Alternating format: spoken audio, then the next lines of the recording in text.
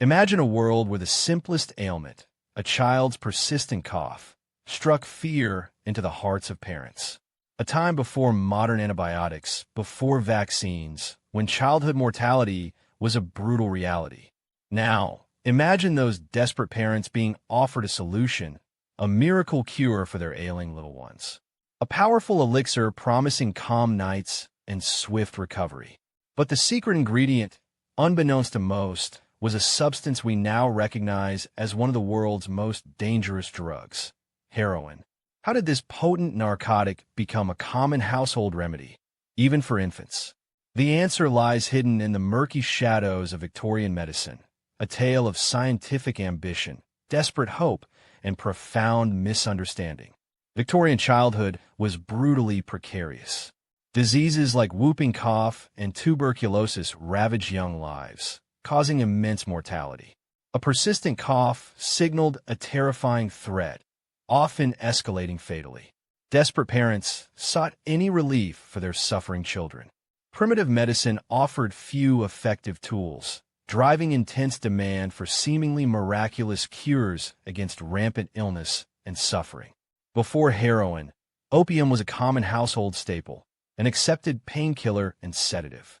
Often as laudanum, an opium-alcohol blend, it soothed various ailments, even for children. Victorians were accustomed to opiates' calming effects. While addiction was known, immediate relief often overshadowed long-term concerns.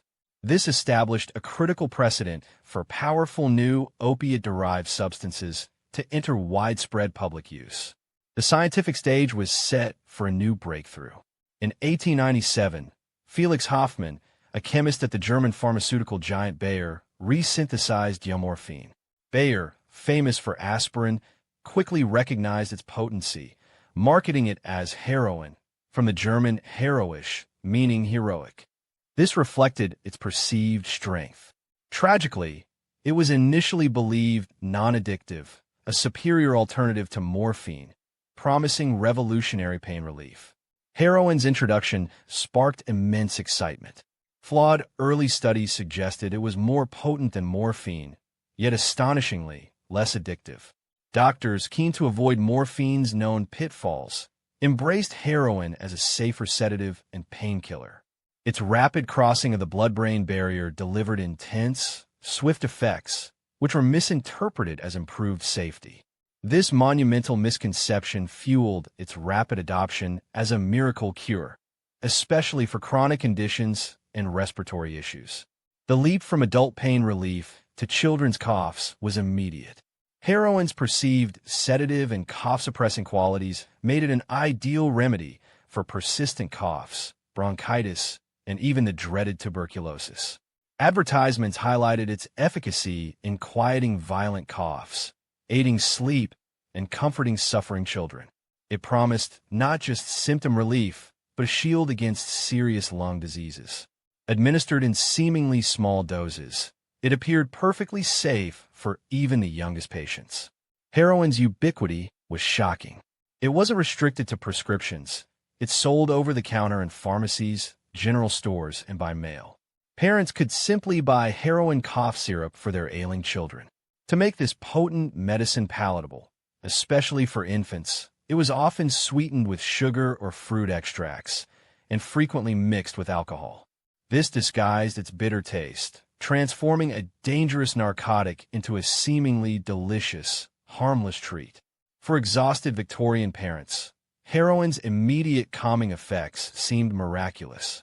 A child's violent cough would subside, breathing regularize, leading to peaceful sleep. This swift relief validated the medicine's perceived efficacy. Yet, this calm concealed a deadly peril.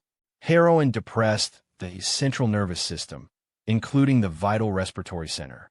What looked like peaceful slumber could swiftly descend into dangerous respiratory failure, especially in vulnerable infants, often tragically mistaken for natural illness. Progression. As years passed, a disturbing pattern emerged. Children regularly given heroin developed alarming dependence. Withdrawal symptoms, agitation, vomiting, diarrhea, and intense distress became undeniable. Doctors confronted the horrifying reality that their miracle cure had created a generation of child addicts. Pharmacologists then understood heroin's true nature. It crossed the blood-brain barrier faster than morphine, delivering a more intense, rapid effect. This made it far more potent and, critically, more addictive. Its perceived heroic qualities were precisely its devastating danger. The escalating heroin crisis forced a critical reevaluation in medicine. The empirical approach began to yield to scientific pharmacology and toxicology. Addiction transformed from a moral failing into a recognized medical condition requiring systematic study. This marked a pivotal shift, laying groundwork for modern drug regulation and rigorous testing. Medicine emerged from the shadows of well-intentioned ignorance, beginning to unravel complex drug mechanisms and prioritizing patient safety and ethical responsibility.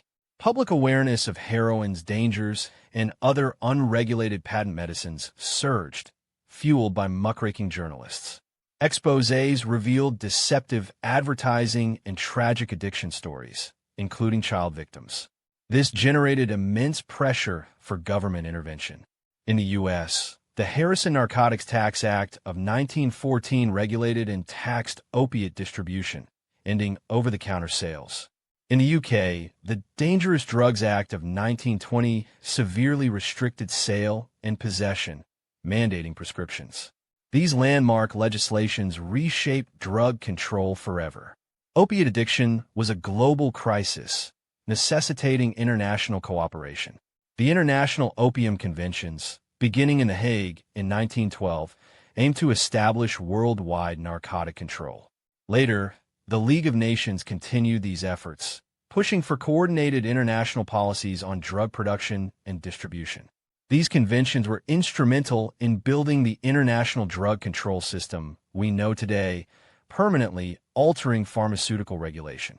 This marked the definitive end of an era where potent, addictive substances like heroin could be freely bought, closing a dark chapter in medical history. The tragic saga of Victorian heroin resonates chillingly into our own time, the modern opioid crisis. Once again, powerful prescription painkillers, initially hailed as safe, led to widespread addiction and devastating societal consequences. The parallels are stark. Pharmaceutical companies downplaying risks, doctors overprescribing, and a desperate public seeking relief. This historical echo underscores that human vulnerability to pain, to the promise of quick cures, and to the seductive power of potent substances remains constant. History, in its harrowing wisdom, offers a profound lesson we must continually heed. The story of heroin in Victorian medicine is a profound paradox. It reveals a period where scientific ambition collided with profound ignorance, where well-intentioned doctors, driven by a desire to alleviate suffering, unknowingly unleashed a devastating addiction crisis upon their most vulnerable patients. It's a cautionary tale of hubris and humanity, of the fine line between cure and poison, and the immense responsibility that comes with wielding powerful pharmaceutical tools.